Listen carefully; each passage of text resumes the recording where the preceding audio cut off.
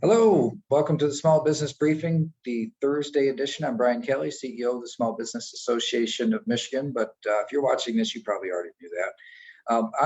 I'm actually in a different location. I know it seems like I'm always somewhere else. On Monday, I was up on Mackinac Island at a conference for a board that I'm on, and now in Kalamazoo, we've got an owner-to-owner network meeting tonight. It's kind of the magic of putting business owners together, and we only let the owners of the business in the room. So it's great opportunity to really rub shoulders with other people who are truly peers and not get mixed up in just a room full of salespeople. So I'm in Kalamazoo for that at one of our members, Welsh and Associates. Sherry Welsh is on our board of directors and just superstar member of ours. And the other thing I was going to mention, because probably most of you don't know, is that right here, 53 years ago, is where SBAM was founded. So originally started in Kalamazoo in 1969. And it wasn't until the 80s that it moved to Lansing and took on part of that kind of government affairs type of a role. So it's always a little nostalgic to be in Kalamazoo. As always, I have a sidekick on this program, Sarah Miller. Hi everyone, Sarah Miller with SBAM. Speaking of Kalamazoo, our sponsor is also from Kalamazoo. That's the Marana Group. They're a data document and distribution company. And we are welcoming a new member on their behalf today. We're actually welcoming 3A Inc. And the owner, Adnan, who owns several 7-Eleven locations around Michigan. So welcome to Adnan and team. And we're also going to welcome a special guest today. So on Monday's show, we previewed Launch Michigan's recently released framework on education reform, and that you, Brian, would be speaking with Business Leaders for Michigan's Jeff Donofrio today. So we do have a special guest, and I think we should get right into that part of the program. All right, very good. Thank you, Sarah. And so today we have Jeff Donofrio that is joining us. And you might remember, he used to actually work in state government, like I used to work in state government, and so kind of knows his way around the ins and outs of that world, but is now the CEO of the Business Leaders for Michigan. So Jeff, thanks for coming on the program today. Why don't we start out with who are the Business Leaders for Michigan? What tell me about the organization? Yeah, Brian, thanks. Very happy to be here. And again, hello to many of your members who I've met with over the years.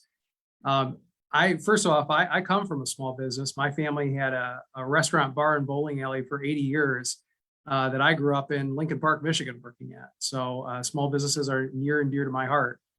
But I represent Business Leaders for Michigan today, which was an organization originally founded back in the late 1960s too. As Detroit Renaissance. It was some of the largest employers in the city of Detroit who came together to try to improve Detroit's economy. And it since transitioned back about 15 years ago to be a statewide organization. So we represent employers who really have 500,000 employees across the state who do $1 trillion of economic activity and work in the state of Michigan, which represents 40% of the economy. There are people like Bill Ford and Mary Barra. There are people like Dan Gilbert. There are people, like Mike Jandernoa and John Kennedy. And they bridge really the entire state. We do have representatives from across our state that sit on our board. And there's about 80 of those CEOs that come together on a regular basis with the sole mission of making Michigan's economy better, trying to make us more competitive, trying to make sure that prosperity is widely shared as we grow as an economy and as a state. And that's the wonderful opportunity we have too to partner with you, Brian, and the Small Business Association to make sure that we represent the full business community. Yeah, great. There is such great alignment on so many of the things that we work on, and we take the view at SBAM that Business Leaders for Michigan plus SBAM is the business community. It's practically the entire economy of the state, and so we're thrilled to partner up on things. And so we have a project that your predecessor and my predecessor started and had been a part of, and now we've kind of inherited as you and I in similar timeframes took on the role of CEO of our respective organizations, called Launch Michigan. And this has to do with our primary education system, our K-12 system, and the effectiveness of that, or matching it up to what the needs of today and tomorrow are. Maybe just give a sense. The Business Leaders for Michigan has been very, very active in the education space for a long time. But why is this such a top priority for Business Leaders for Michigan? Yeah, Brian, I think it's a question for us all of K-12 always, when we talk to elected officials or when we talk to individual residents in the state of Michigan, our schools are so important to them. For our perspective, because we're always looking at where does Michigan rank against all 50 states? Where does Michigan rank against those we're competing with around the globe? We're trying to figure out how to improve our state, and K-12 is the foundation upon which we build most of our economy. Our workforce is really represents the economy. What we know when we look at our benchmark, because that's part of what we do as an organization, is to try to get the data and compare Michigan. We're not doing that well compared to other states. So we're 39th in 4th grade reading. We're 33rd in 8th grade math. We're 41st in high school graduation rates. And we have the biggest gap in high school graduation between those in poverty and those not in poverty in the country. And so when we look at Michigan's future, those numbers don't bode well for us if we can't change the trajectory for our kids and make sure that they can compete against anybody, both across the U.S. and across the globe. Yeah, and that's it is the sort of thing where it's been such a gradual fall off or decline that it's almost like it's not noticed that much, or it's not considered the crisis that it really is. And so as we look at how do we solve these problems that we have in terms of workforce shortages that virtually every industry is experiencing right now, the natural or the most logical place to start is make sure that the people that we already have here, we got some demographic challenges too, but the people that we already have here are equipped to compete and win in a 21st century global economy. And so education reform has been kind of a third rail in the past, and in the political system, there's one of these things where everybody looks at it and says, well, nobody's satisfied, but what's the plan? How do we move forward? And that's where things have really stalled out. Maybe what I think is kind of different about this process here are the people that are around the table at this coalition or this organization called Launch Michigan, which is about improving the K-12 system. Jeff, maybe just give an overview of the parties, the types of organizations that are around this table and why it's different than some of the efforts in the past. Yeah, we in the business community oftentimes are seen at odds with labor, for instance, seen at odds with the education community. And what Launch Michigan did was to bring together these groups to say, you probably have more commonality in terms of the interest that you have in improving the education system and doing better by our kids than you have differences. And, the folks who are represented are people like Paula Herbart, who's the president of the Michigan Education Association, who really runs the largest teachers union in the state. People from the superintendent community, people from the philanthropic community. One of the co-chairs with Brian and I on Launch Michigan is from the Skillman Foundation, which is, had a long history in trying to focus on how you, do better by kids in Detroit, in education in particular. But then you have individuals from, disability advocates. You have individuals who are experts at what is the right pathway or the right solutions in education across the country, across the globe. And a number of business and philanthropic and other labor organizations that have said, is enough is enough. We need to, right the ship. And as Brian said, and I think this is a point that needs to be, said again, we have this kind of slow moving crisis. And it's not always evident until you look at the big picture. We even asked voters where they thought Michigan's education system ranked. And you heard me talk about how we're really in the bottom quartile, bottom 10 in a lot of metrics right now. Well, Michiganders would say that we're average. and they would say that their local school district actually is above average or excellent. But what we know when we compare all of our school districts, whether they're above average, high performing districts, whether they're, below average, they underperform our peers in other states across the board. And so this is not a problem for Detroit or Benton Harbor or Pontiac or somewhere else. It's a problem for all of us. Yeah, it really is. And then, ranking ourselves against other states is one thing, but of course that's in a nation that's falling behind in a lot of ways, the rest of the world as well. So it's kind of a double whammy, if you will, falling behind in two ways. The whole scale or country that we're measuring ourselves against is falling behind. And so we're really looking, what do we need to do to be world class, not just competitive in the country. Maybe let's, as we kind of wind down our time here, Jeff, what are the major kind of categories or components of items? Before that, there's always this argument about, well, the school folks say, well, we need more money, and taxpayers, like business owners say, well, I mean, if you had better results, I'd feel better about more money. And it just kind of creates this gridlock. What are the major components toward moving our system forward that we're working with this very diverse group of interests on? Yeah, I think it exactly as you said, Brian. There's probably three different pieces of this that have to come together in the right way. What are the outcomes that we want as a state, as a region, as a set of labor markets, to be able to say a high school diploma represents a K through 12 education gets people. And then what are the resources and what are the accountability to make sure that we can deliver on that promise? For Maryland, a state who's gone through this recently, they've said that their high school diploma represents people being able to test out of all their remedial classes at a community college, that people are college and career ready. And there's a standard there that would make someone successful, whatever their pathway is post high school. And that's what we're trying to replicate here in Michigan. And part of what we need to make sure is that we have additional resources for those who need additional help, those in poverty, those with disabilities, those who it takes additional resources to help have the same outcomes and opportunity as many of us who didn't have to have those issues growing up.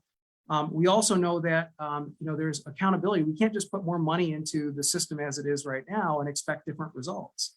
So, for instance, moving the state superintendent underneath the governor, which right now they have no connection. And how are you supposed to get a system that is going to be resolute and have the ability to actually be world class if no one ultimately is responsible who's elected? And our former government, empowers people who are elected to make these hard decisions.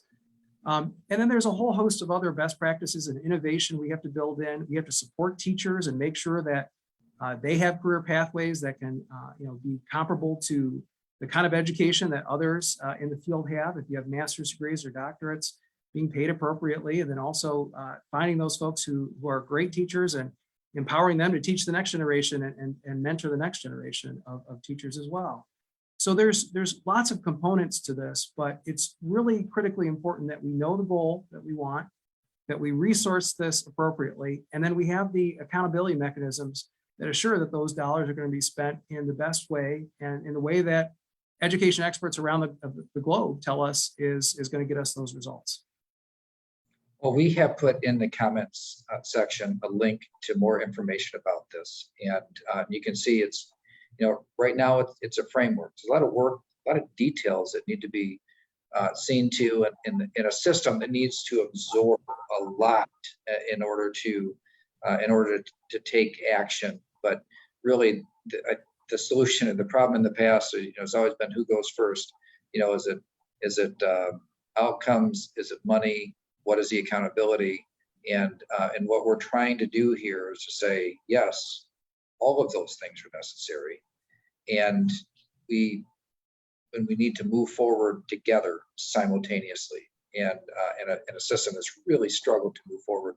Jeff, I'm glad you brought up Maryland as well as just an example of a state that did kind of leapfrog to best practice. And if there's somebody that we're kind of, process wise trying to, borrow, maybe the right word is copy, maybe not, but borrow from is what we saw happen in Maryland. And what would it take to make that happen here in Michigan to get us started on the right path? So thanks for joining us on the Small Business Briefing. Jeff, you've joined with us in other SBAM programming in the past, so no stranger to the organization. Really appreciate our relationship with Business Leaders from Michigan. We all win together. And Brian, thank you for your leadership, and Sarah, yours as well. And look forward to our future collaborations. All right. Thanks so much. All right. Thanks, Jeff. All right. So, Brian, let's do a quick check-in with the COVID numbers as reports are showing slight increases around the state. Yeah, we don't do Data Monday with the COVID numbers, but what I said last time that we had a COVID update, that when something changed or it seemed a little more than normal, we would just revisit it. And so just looking at the numbers for the most recent report, cases in Michigan over the last 7 days were totaled about 14,300 or so cases. And so on average, it was about 7,000, about 2,000 cases a day. The previous week, it averaged about 1,500 cases a day. So, to be up, 25 to 33%, to go up a quarter to a third in a week, I thought it was noteworthy of at least mentioning. Obviously, this is off a very low base. In the summer, numbers tend to be low, and so big percentage increases don't necessarily add up to that many cases. We've seen, big waves in the past that people reacted or responded to. I think it's highly unlikely that any of this stuff that I'm saying now is going to change any behaviors out there. But double-digit increase like that in the course of a week, I thought was noteworthy enough to mention it. It's still something that's out there. It's obviously mutated enough times that the efficacy of the vaccines has waned, and we're relying more on population immunity than more than we ever have. So just worth noting. Let me go ahead and mention also monkeypox, that this is, as of yesterday, we do have a case that has shown up in Michigan.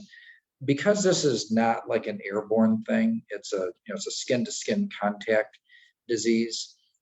I do not believe that you'll see a public health response that kind of gets involved or interferes with regular business. I suppose in healthcare type settings that it might be a little bit different when it comes to dealing with this I don't know if outbreak is the right word, but because you're talking about hundreds of cases, but across the entire country right now, and the first one just discovered in Michigan. So while it is here and present in Michigan, I think the chances that it has more than a negligible impact on any kind of business operation outside of healthcare is quite small. Well, that is good news.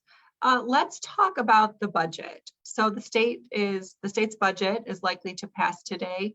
What do you expect to see as some of the outcomes? Yeah, the state budget is, we've talked before about how big it is. The state budget is really big compared to what it was a while back. And there's been this argument about whether or not a tax cut should be included in the budget. That is still, as we talk right now, unresolved, except for it looks like the compromise might be, rather than to delay the passage of the budget for the regular operations of government and schools and local governments, to instead say we're going to leave several $billion, maybe upwards of $5 billion unspent. So the way we say this, leave it on the balance sheet. So that's just means it's unallocated. It's just sitting there waiting for an appropriation, maybe as much as $5 billion. So I don't expect there to be like an income tax cut or commercial personal property tax cut to be included in the final deal that goes through. today, it will still be a very, even with the $5 billion left on the balance sheet, it still will be a very, very robust state budget. Probably record another kind of record funding for K-12 education. I think that they'll probably be over $9,000 per student in terms of their funding. There'll be some other formula changes for students with more intensive needs. Some of the things that Jeff and I were talking about, the idea of addressing the high intense need students that need more support, like kids with disabilities, to succeed. I think there'll be some steps made toward those types of changes. I also expect that the talent development, workforce development programming we've supported in the past will be well supported in this budget. Things like Reconnect, adults going back to community college, and also going pro, apprenticeships programs that the state supports. I think all of those existing programs will be well resourced and well funded. I think it's less likely that any of the new programs that we have been working with the business community on will make it to the finish line at this point. So I hope I would be delighted to be wrong about that, but it looks like new programming is something that is going to be set aside. There is a determination this time of year, it's an election year, got a lot of active primaries out there, that going deep into the summer is not desirable to either the legislature or the governor right now. And so I think that they will suit one way or another, probably after most of us have gone to bed. We'll have hashed out a deal and we'll muscle it through the process, but leave some of the new proposals and and some room for a later discussion on a tax cut for another time, perhaps in the fall. All right, let's talk a little bit. You talked about money left on the table. The Growing My Business grant recipients were notified, and I think just over 100 million was allocated, and they'd had up to, I think, over 400 million that they could allocate. So what did we learn about this process? Any insights or takeaways? Yeah, so the overall allocation was less than what was budgeted. So, as you'd mentioned, the legislature allocated a lot of money for the grant. This was originally called the Afflicted Business Grant for those industries most impacted by COVID and the COVID restriction orders. But the way that they did the formula on who could qualify, it kind of netted out. If you got significant federal support, for example, the amount of support that you were eligible for at the state level was less. And so I think by the time the final rules in the program came out, that the most impacted businesses, the ones that were severely impacted, qualified. Those that were only more modestly impacted and had a lot of that covered by federal support didn't qualify for as much, or perhaps any. So the administration of it seemed to be okay. I didn't hear any big complaints about that. Now we received a handful of reach outs and from members that did get declines. I believe that we have 3 kind of open cases, if you will, where people have reached out and said, hey, I got a decline, but here's the situation, and I think it needs to be revisited. And so we are working with making the right connections in the Treasury Department to try to get those worked out. So if that's you, if you got a decline and you think that the decline was wrong, or there's just additional information, it's too early to tell, because they just did the final decisions on how easy it will be to revisit that decline. However, we are happy to try. So if that's you, that you got a decline and you think there's more that needs to be considered, or it's an improper decline, let us know.